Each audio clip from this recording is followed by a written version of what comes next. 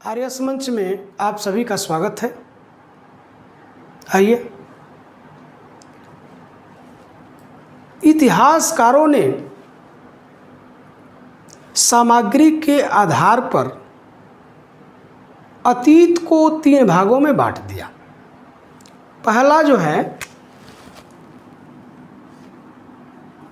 पूर्व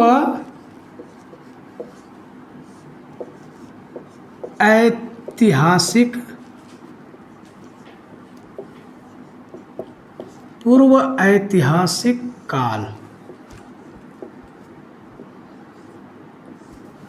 दूसरा जो है आद्य ऐतिहासिक काल, तीसरा जो है ऐतिहासिक काल। पूर्व ऐतिहासिक काल वो काल है जिसमें कोई भी लिखित सामग्री नहीं मिला। दूसरा है आद्य ऐतिहासिक काल, लिखित सामग्री मिला लेकिन आज तक वो पढ़ा नहीं जा सका। और तीसरा जो है ऐतिहासिक काल, लिखित सामग्री मिला और उसे पढ़ा भी जा सका। तो इस तरह से 3 भागों में इस अतीत को जो है बांटकर इतिहासकारों ने समझाने का प्रयास किया। अब जो लिखित सामग्री है वो क्या है, किन किन चीज़ों पर लिखते थे? तो वो लिखते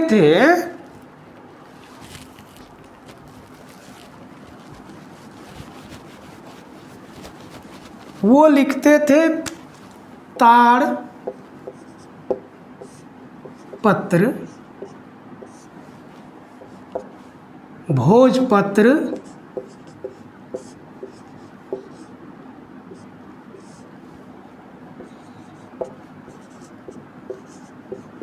ताम्रपत्र,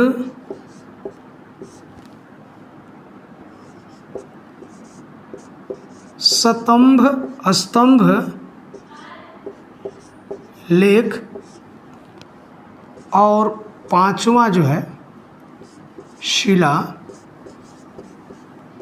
लेख। अब ये समझिए आप, जो ताड़ के पत्ते होते थे उन पत्तों को ले आकर के और उस पर लकड़ी के कलम से अपनी भावनाओं को व्यक्त करते थे।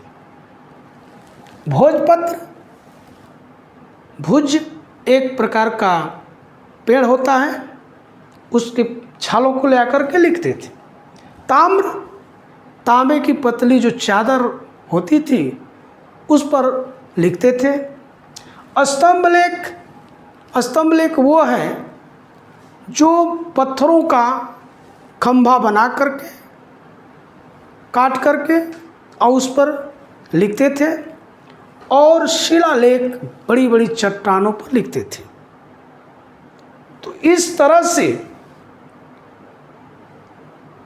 अपनी भावनाओं को व्यक्त करते थे। कभी कभी तो जिक्र आता है कि खून से अपनी भावनाओं को व्यक्त करते थे, खून से लिखते थे। अब देखिए आपको दिखा देते हैं। ये देखिए, जो बच्चों ने बड़ा प्रयास अच्छा किया कि ये पत्ती है, सागौन की पत्ती है, इसको सुखा करके और इस पर जो है कि ये लिखे, ज्ञान ही शक्ति है, कर्म ही पूजा है। पत्ती पर लिखा गया है। देखिए, इससे स्पष्ट है, पत्ती आपको जो है कि स्पष्ट समझ में आ जाएगी। तो इस तरह से जो है कि अपनी भावनाओं को व्यक्त करते थे, अपनी बात को रखते थे। कहीं कहीं पर जिक्र ये आता है कि खून से भी अपनी भावनाओं को व्यक्त करते थे पत्ते पर। जैसे राष्ट्रीय आंदोलन के समय जो क्रांतिकारी जब पूरे जोश में होते थे, देश पर मर मिटने के लिए तैयार रहते थे, तो वो अपनी भावनाओं को खून से लिखते थे। यहाँ तक कि भोज का नाम आप सुने होंगे।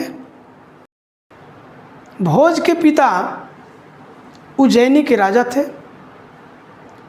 एक युद्ध में मारे गए।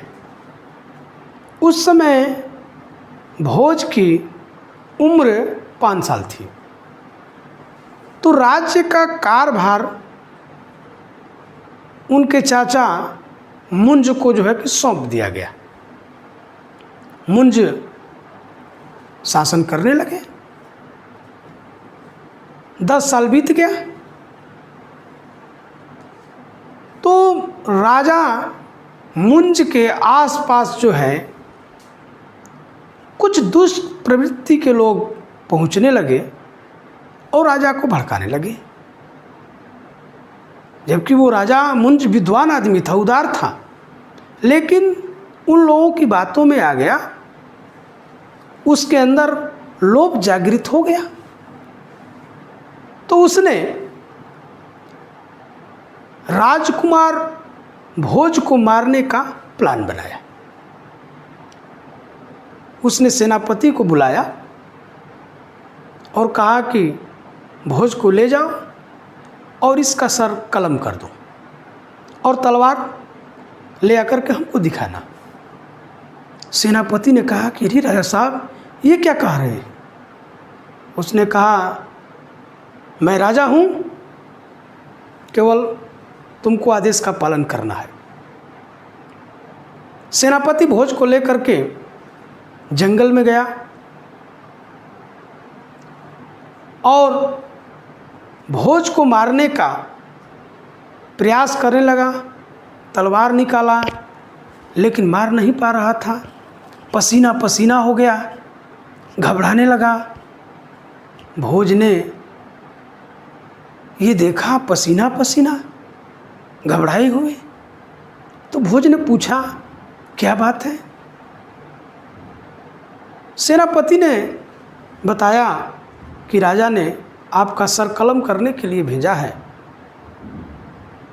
और मैं आपको मार नहीं सकता।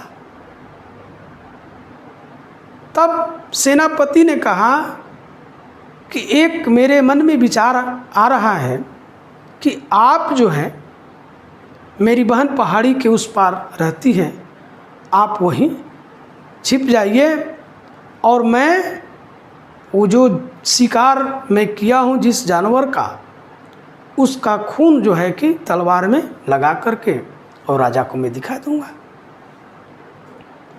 भोज ने कहा, ठीक है, लेकिन एक पत्ता और एक लकड़ी की कलम हमको उपलब्ध करा दो।